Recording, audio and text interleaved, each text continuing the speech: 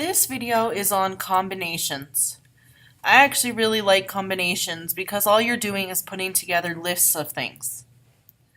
So when we're asking for combinations, all they're asking is if they give you possibilities, put together a list of all the possible combinations. So for example, if you're getting dressed and you're putting an outfit together, and you can choose from two different shirts, a black or a blue one, 3 pants, a jean, a black or a khaki, and 2 pairs of shoes, black or tan, they want you to list all the possible combinations for your outfit. So the methods to solve is we can create a list. So we could go jean pants, black shirt, black shoes.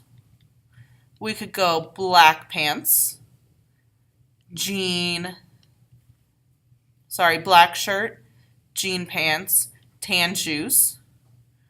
Then we could go black, black, black, and we could keep listing.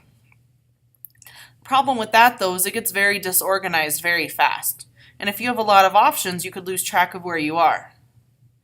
The next option, which we used in the last lesson, is a sample space.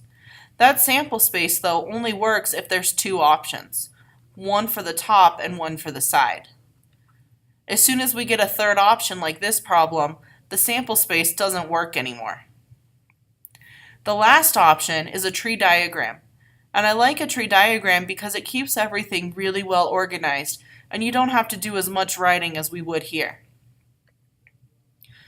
So in order to do a tree diagram, I have our same problem here. And what we're going to do is we're going to start by using our first 2 options, our black shirt or our blue shirt. And I'm going to make a column here and I'm going to say shirt. And I'm going to write black. And then I'm going to leave a big gap and I'm going to write blue. Now I'm going to skip a little space and now I'm going to put my next option of pants. And since there's 3 options, jean, black, and khaki, I'm going to go from the shirt and I'm going to draw my 3 options. So I could have a black shirt with jean pants, a black shirt with black pants, or a black shirt with khaki pants.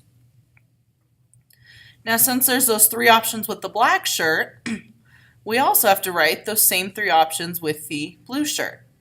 So we could have a blue shirt with jeans, a blue shirt with black pants, or a blue shirt with khaki. So right now, based on my branches, I can see that I have 6 different options.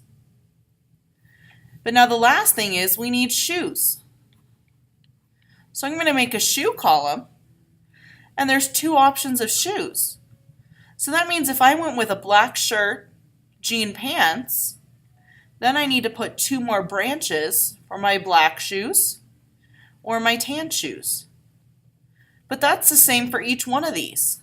So off of each one, we're going to do 2 more branches, a black and a tan. Then, just like last time, now we go down to the blue shirt. And we have to write black and tan for each possible pant color.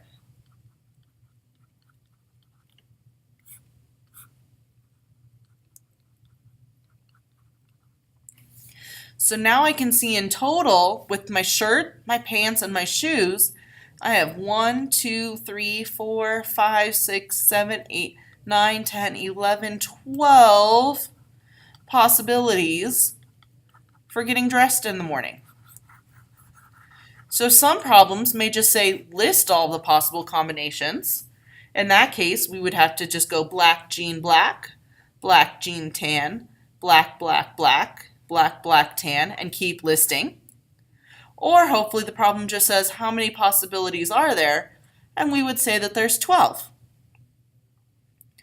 So again, when you're doing a tree diagram, you just do a column for each option, and then you just keep making branches out as you're adding in the options. Now, if we have a problem that just says how many possibilities are there, we don't really need a full list. We just need to know the number of possibilities. So what we can actually do is we use the fundamental counting principle. And what that principle basically says is you multiply the possible options for the first event times the number of options for the second event times the number of options for the third event. So if we go back to this example and we use the fundamental counting, and you write fundamental counting principle, the number of options for event 1 was 2 because it could be a black shirt or a blue shirt, times the number of options for the pants, which was 3, and then times the number of options for the shoes, which was 2, and we get 2 times 3 is 6, and 6 times 3 is our 12 possibilities again. So that's why I said I really like this unit, because really all we're doing is we're just doing one easy multiplication problem. We don't actually have to do that much hard stuff. So if I look here at the next problem, we have Joe. And Joe goes to an ice cream shop and has 32 flavors to choose from, but he's only allowed to choose one flavor. Then, once he has his flavor, he can choose one topping out of the 10 possible. And then he can also choose from having his ice cream in a bowl and a cone. And they want to know how many possibilities are there. Well, I don't know about you, but I don't really want to do a list with 32 different ice cream flavors. So what we're going to do instead is we're just going to multiply the options. So option 1, he had 32 flavors to choose from. So 32 times, he can choose one topping out of 10. So there's 10 choices there. And then he also can choose between a bowl or a cone, so that's 2 more options. So now that we've written out the number of options, we just multiply. 32 times 10 is 320. And now we multiply that by 2, and we get 640 possibilities. So instead of having to do a tree or list, we just multiplied the 32 options times the 10 options times the 2 options, and that gave us our final of 640 options. So let's look at a couple of problems that are going to look like your assignment. So here we have Zoe, and she's making a selection, and we already know the answer. The answer is 18 possible outcomes. And we need to decide which of these options could be true. So this isn't an answer where there's just one. There could be 1, 2, 3, or 4 answers. So since we know there's 18 possible outcomes, we have to just look at the options. This one says she has 2 decisions. Option 1 has 2 options, so that's 2.